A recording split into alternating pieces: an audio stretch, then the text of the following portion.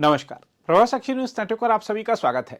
देश के उच्च शिक्षा तंत्र से जुड़े एक बेहद संवेदनशील मसले पर सुप्रीम कोर्ट ने आज अहम हस्तक्षेप किया।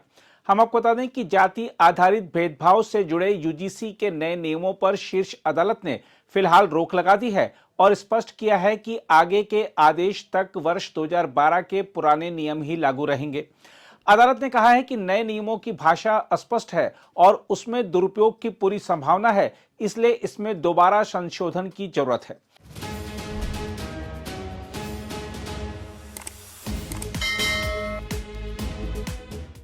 सुप्रीम कोर्ट के मुख्य न्यायाधीश सूर्यकांत और न्यायमूर्ति जयमौल्या बागची की उपस्थिति वाली पीठ ने विशेष रूप से रेगुलेशन 3C पर गंभीर सवाल उठाए।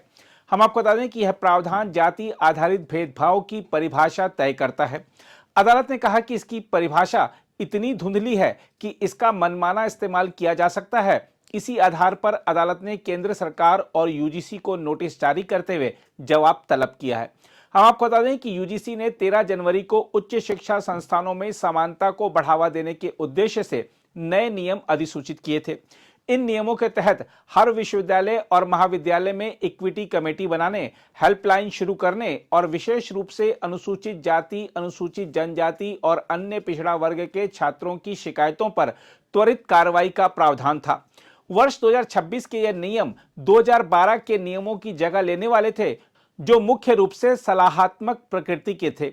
हालांकि नए ढांचे के सामने आते ही सामान्य वर्ग के छात्रों और संगठनों में असंतोष फैल गया। उनका तर्क था कि जाति आधारित भेदभाव को केवल SC, ST और OBC तक सीमित करके यूजीसी ने सामान्य वर्ग के छात्रों को संस्थागत सुरक्षा से बाहर कर दिया है। कई याचिकाओं में कहा गया कि किसी भी जाति से जुड़े व्यक्ति को भेदभाव का सामना करना पड़ सकता है। ऐसे में केवल आरक्षित वर्गों को ही संरक्षण देना संविधान की भावना के विपरीत है। इन्हीं आपत्तियों के बीच याचिकाकर्ताओं की ओर से पेश अधिवक्ता विष्णु शंकर जैन तथा अन्य वकीलों ने सुनवाई के बाद बताया कि सुप्रीम कोर्ट ने नए यूजीसी नियमों को स्थगित कर दिया है और 2012 के नियमों को फिर से प्रभावी कर दिया गया है।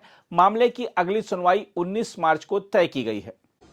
आज माननीय सुप्रीम कोर्ट ने जो यूजीसी रेगुलेशंस नए नियम पास किए गए हैं उस पर सुप्रीम कोर्ट ने रोक लगाई है, उसको एबियंस में रखा है और सुप्रीम कोर्ट ने अपनी पावर्स को एक्सरसाइज करते हुए अंडर आर्टिकल 142 जो यूजीसी रेगुलेशंस 2012 हैं उनको इन ऑपरेशन किया, उनको प्रभावी किया। अगला कदम क्या रहेगा, क्योंकि इसमें सुप्रीम कोर्ट की तरफ अब सुप्रीम कोर्ट ने इस मामले में केंद्र सरकार को और सारे पक्षकारों को नोटिस जारी किया है और इस मामले की अगली सुनवाई 19 मार्च को निर्धारित की गई। 19 मार्च को क्या कुछ होने की संभावना है? अब ये तो कोई व्यक्ति प्रेडिक्ट नहीं कर सकता है। केंद्र सरकार से जवाब मांगा है, केंद्र सरकार अपना जवाब देगी, फिर मामला आगे बढ़ेगा। न्यायालय ने जो नए रूल रेगुलेशंस थे यूजीसी के उनको स्टे कर दिया गया है और 2012 के जो रूल्स हैं उनको दोबारा से लागू कर दिया है।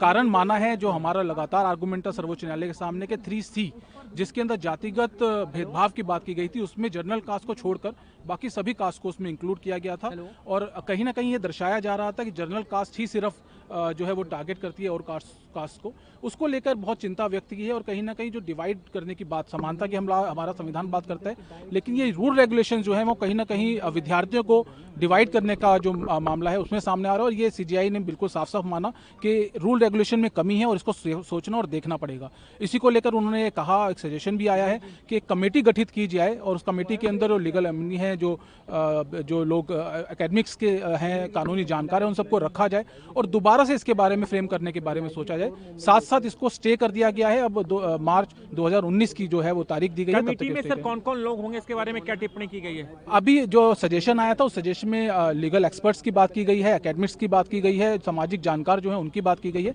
पर अभी फॉर्मेशन को लेकर कोई साफ बात नहीं की गई है, लेकिन सजेशन आया तो आगे देखना होगा। बिल्कुल जस्टिस बागची की तरफ से ये बात आई थी और बिल्कुल उन्होंने बिल्कुल सही कहा जो हम लोगों ने बोला भी था कि भाई अगर इस तरीके के रूल रेगुलेशन जो कि 3C की हम बात करते हैं, अगर इस तरीके के रूल रेगुलेशन बनाए जाते हैं तो कहीं ना कहीं एक पर्टिकुलर कास्ट को टारगेट किया जाए, जिसको जनरल कास्ट हम लोग कहते हैं, और उनको टारगेट करने का मतलब ये है कि कहीं ना कहीं आप बंटवारे की राजनीति कर रहे हैं और 77 साल के बाद अगर इस तरीके के रूल रेगुलेशन बनाए जाएंगे हमारे देश में, वो कहीं ना कहीं जो हमारा संविधान कहता है एकजुट रहने की बात, उसको कहीं ना कहीं आप उससे अलग जा रहे हैं। अगली सुनवाई सर कब होनी है? 19 मार्च के लिए मामला जो है दोबारा से रखा गया है। केंद्र सरकार की तरफ से सर क्या दलीलें रखी गई सर? आज केंद्र सरकार की तरफ से कुछ ज़्यादा नहीं कहा गया है। उन्होंने कहा है कि हमें समय चाहिए। अब समय जो है 19 मार्च की डेट है, उससे पहले उनको जवाब फाइल करने के लिए भी कहा गया है। बिल्कुल बिल्कुल बिल्कुल आप सही कह रहे हैं। और हमने इस बात को पॉइंट आउट किया कि अगर इस प्रकार से रेगुलेशन लागू रह जाते हैं, अभी यूनिवर्सिटीज में एडमिशन होने वाले हैं, नए फ्रेशर बच्चे जाएंगे जिन्हें रैगिंग का सामना होगा। और रैगिंग यूनिवर्सिटीज में all across the world, her university, her college, her campus में रिकॉग्नाइज्ड फैक्ट है। और लेकिन ये जो नया एक्ट आया था, इसमें रैगिंग की डिफिनेशन ही गायब कर दी थी। तो इस रेगुलेशन में कमी तो थी। और रैगिंग अगर होती किसी जनरल कैटेगरी के बच्चे के, उसके पास कोई ऑप्शन ही नहीं था कहीं शिकायत करने का, क्योंकि उसको क्रॉस केस का डर होता कि भाई ये हमारे खिलाफ कह देंगे कि उन्होंने कास्ट बेड एट्रोसिटी हमारे अगेंस्ट की है। इक्विटी स्क्वाड के पास ये है कि भाई अगर SC/ST का कोई भी शिकायत आता है, उसको कंप्लेन करनी है पुलिस को, तो पता चला जो पढ़ने गया पहले दिन वो जेल पहुंच जाता है। तो ये बहुत ही खतरनाक ड्रैकोनियन लॉ था। ये क्रिमिनल ट्राइब एक्ट 1872 जैसा था, जहाँ कुछ जातियों को मान लिया गया था अपराधी था। इस रेगुलेशन ने मान लिया था कि जनरल कैटेगरी के बच्चे अपराधी हैं। इसी के खिलाफ आज हम आए थे। ईश्वर की कृपा है, महात्मा गांधी के आशीर्वाद, हमने निकलते ही महात्मा गांधी जी से आशीर्वाद आज मांगा है। आज उनकी ही कृपा से सत्य की जीत हुई है। सज्जन जी, अब अगली तारीख कब मिली है? अगली तारीख 19 मार्च की है। 19 मार्च की होगी, ठीक है। केंद्र सरकार से जवाब मांगा गया? केंद्र सरकार से जवाब मांगा है। केंद्र सरकार को इशारा कर दिया गया है कि आप इसमें सलाह लीजिए, इसमें और विद्वानों से करिए, और ये नहीं चलेगा रेगुलेशन। और ये रेगुलेशन जाएगा, हमारी कोशिश है ये रेगुलेशन पूरा जाए। हम इसमें अमेंडमेंट से नहीं, ये पूरा रेगुलेशन जाए और ऐसा कानून बने जिसमें किसी भी प्रकार का किसी भी बच्चे को फाल्सली इम्प्लीकेट करने का कोई भी चांस स्कोप ना हो। अदरवाइज पॉलिटिकल पार्टी जो उनके प्रवक्ता बैठे हैं बच्चों को फंसाने के लिए। अब पर्टिकुलर देखिए, हम कास्टलेस सोसाइटी चाहते हैं। अगर आप अभी किसी यूनिवर्सिटी कैंपस, किसी हॉस्टल में चले जाएं, ठंडियों का सीजन चल रहा है, एक ही रजाई में जनरल और OBC का बच्चा बैठा हुआ मिल जाएगा आपको। आपने ऐसा बना दिया कि जैसे जी यूनिवर्सिटी डिवाइडेड है। मतलब क्या सोचा इन्होंने, खैर इस पर जाने। देखा जाए तो यूजीसी के नए नियमों पर सुप्रीम कोर्ट की रोक सिर्फ एक कानूनी फैसला नहीं है, बल्कि यह भारतीय शिक्षा व्यवस्था में संतुलन और समावेशन की बड़ी परीक्षा भी है। जाति आधारित भेदभाव एक कटु सच्चाई है और इसे खत्म करने के लिए संस्थागत तंत्र मजबूत होना चाहिए। लेकिन किसी भी नीति की सफलता उसकी स्पष्टता और निष्पक्षता पर निर्भर करती है।